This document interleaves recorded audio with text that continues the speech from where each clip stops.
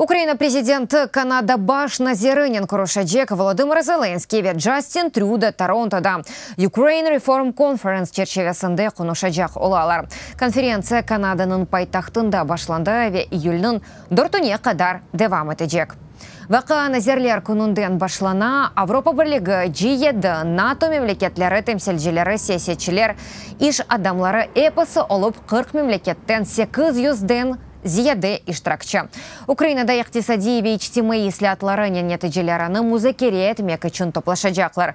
Бу Украинага багышланган Канададаки артык 3-нчы конференция. Канада Украина мустақилигini тыныган илк мемлекет еді. Ве әлбетте Канада бу миллион украинлер үчүн евдір. Оларның сайысы Канада елесінің 14% тешкил еті. Украина вынды Украина сонки 5 ел ичинде япкан буюк илерелева кындалаф етежекміз. Нам потрібно не тільки заявити про ті реформи, які Бүгінде кечірілетқан ислатлар ақында айтмақтан ғайры да бу ислатларны кечірген мемлекеттерінің дестегіні алмақ керекміз. Тезден ескі системадан ұзақлашып, яңысыны инкишаф еттірмек керек.